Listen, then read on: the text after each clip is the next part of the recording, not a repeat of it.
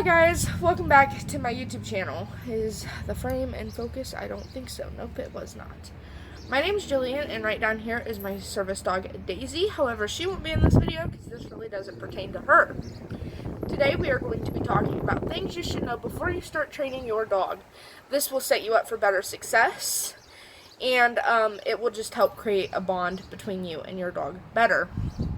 If you have a puppy, I want to congratulate you for an amazing journey that you and this puppy are about to go on.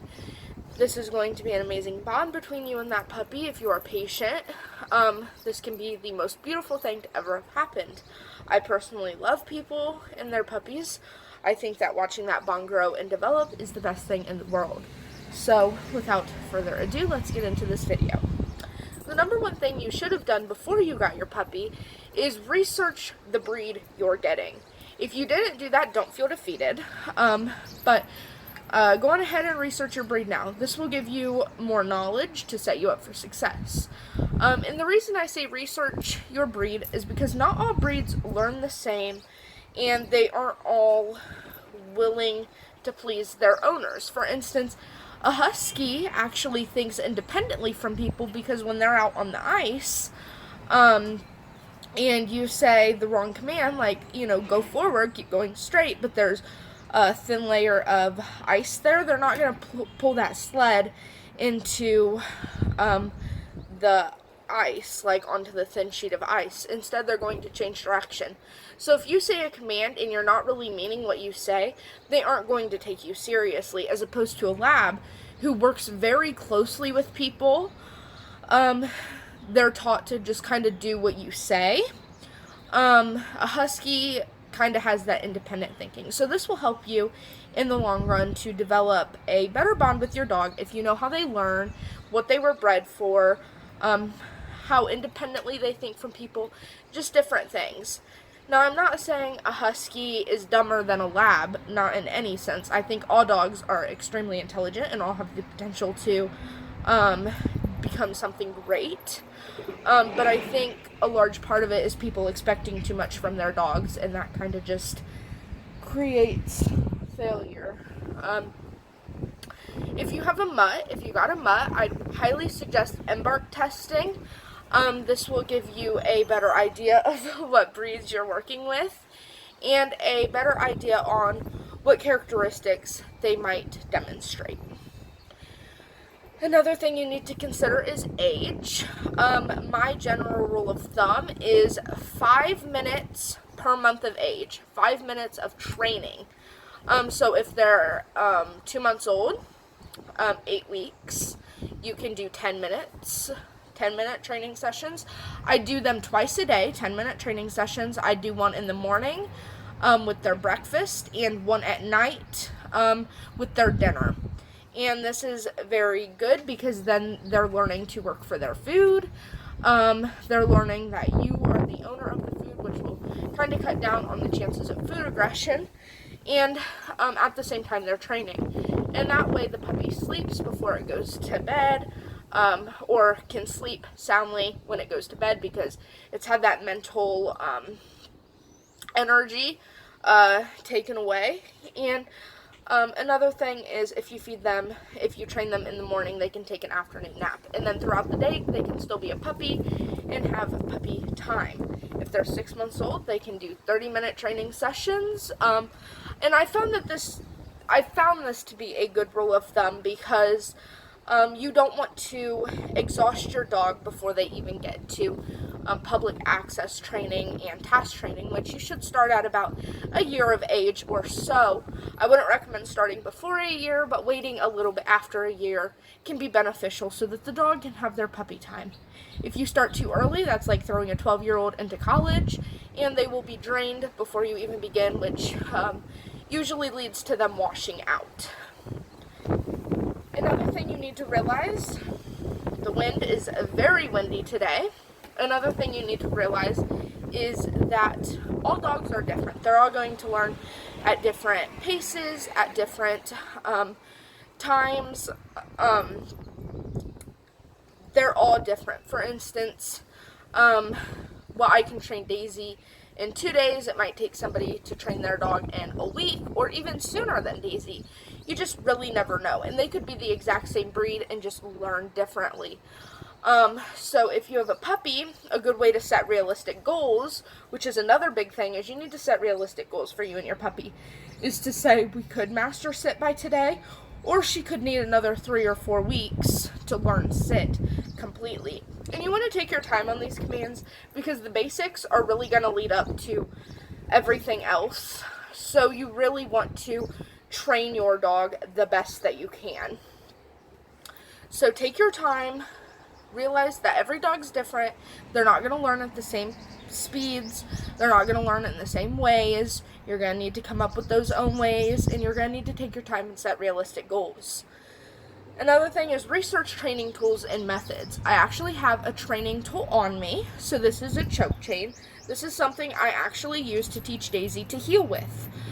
This was very beneficial. However, I stopped using it a while ago because it actually fed into her dog reactivity, which I'll get more into in another video once I feel more comfortable talking about it. At this moment, I'm really afraid of being judged for it, so we aren't going to be really touching on that topic. But I stopped using this because the pain that came from it, or the negative reinforcement, she'd actually break her heel to lunge at another dog, and then I'd pop this, and that just reinforced the lunging behavior, which eventually turned into just a whole slur of other things that I probably never should have been using this choke chain. But if your dog is very good with other dogs and has no fear issues or anything, then I'd highly recommend a choke chain. However, it's not my favorite thing to use for a dog. But if you research training tools, you can find martingales, which aren't really a training tool, but if you have a dog that slips their collar, martingales are great. Choke chains, prongs, and head halters, e-collars, I agree with all of them. I think that if used properly, they all make great training tools. You also should research different training methods. For instance, there's purely positive, mostly positive, and balanced dog training. The two that I use the most are mostly positive and balanced. The word left me for a moment. Balanced dog training. And the reason I say that is because I don't believe in purely positive. Please don't come for me. I just don't. I think that if you use the word no correctly, which the balanced or the purely positive dog trainer that I shadowed for a little while actually taught me that using the word no can't be used when you're using purely positive. And I didn't agree with that because the way I use no is like, no, don't do this, but let's try this again and I'll try to explain it better. It's just kind of saying, I wasn't asking for that, but if you try it again, maybe you'll get it this time. That's how I use it, kind of to just let them know that that's not really what I want, but we're going to keep working to get there. It's not like a scolding word, like, no, don't do that, like, and then not giving any redirection. I think no should be paired with redirection of the behavior that you want, and then a reward comes after it. And that's more kind of mostly positive.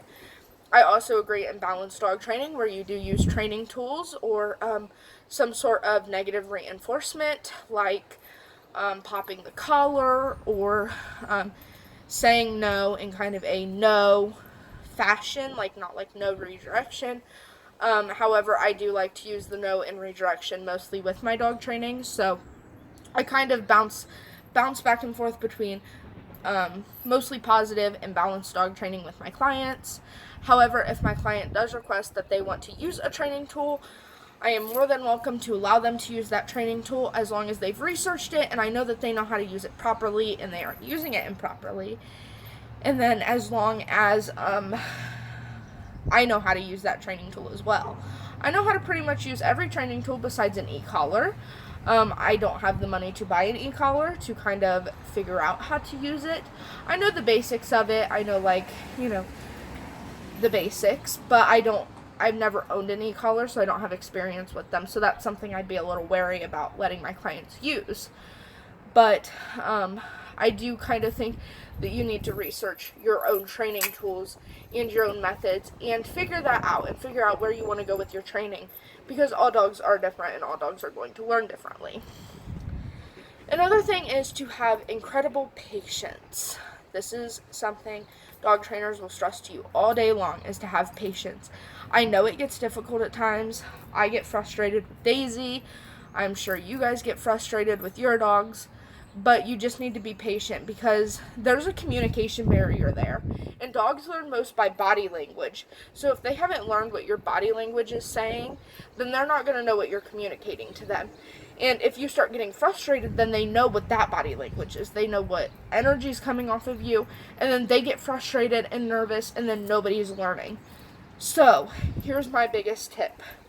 Leave training on a positive note. If you start getting frustrated, do something basic, something they already know. Give them a treat. Make sure they're love them, and step back. Let them go play, and you go do something that de-stresses you. You can always come back to training later. It's not something that needs to be done right now.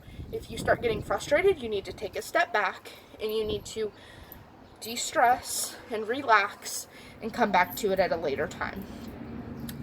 And then the last thing that I have to say is consider a trainer. Just consider a trainer, always, all the time. Sometimes you're going to have difficulties, and I'm not saying that because I'm a trainer.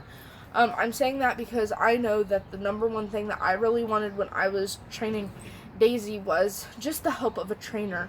So consider reaching out to somebody and asking for help, because that could really help you. That could help push your training forward, is a trainer just to talk to and communicate with. They can give you ideas, give you new ways to train something if your dog's not learning the way you want them to learn. And that's something that I think is beneficial and that trainers offer, is not just, bossing you around. However, the number one thing I will say is be wary of dog trainers abusing their power. If they make you feel bad for training tools you want to use, if they aren't open to something that you want, if they're making you feel bad, guilty, anything, don't go with them. Find a new trainer. I hate to say that, but I hate seeing dog trainers abuse their power and say, oh, well, I don't want you using that training tool. If you want to use that training tool, find a trainer that wants you to use that training tool. I think that's the biggest tip I can give you guys, is just to find that. I am going to make a video on trainer do's and don'ts, but for the most part, it's a very difficult situation, because finding a good trainer is hard, and let alone finding a good trainer who isn't purely positive these days is difficult. However, balanced trainers are out there, and mostly positive trainers, and just trainers who have a wide variety of knowledge are out there. They're just not out there, I guess. So keep your eyes open, keep your hopes up. As usual, I'll link Daisy's Instagram down below, and you guys can go on ahead and go follow us. If you have any training questions or anything like that, let me know over there. DM me over there, and I will help as much as I can during this difficult time. I know that you can't go visit your trainers right now, so I'm willing to help. If you guys go over, it's really windy out here, go over to Daisy's Instagram and go on ahead and follow us, DM us, and we'll get back to you on all of your questions. Or if you just want to chat with us, we're there to chat with you about anything. If you're struggling at this time and just need somebody to talk to, we're here. Let's make this a positive space. I hope that you guys enjoyed this video. Don't forget to comment, like, and subscribe down below. And I will see you guys in another video soon. Bye!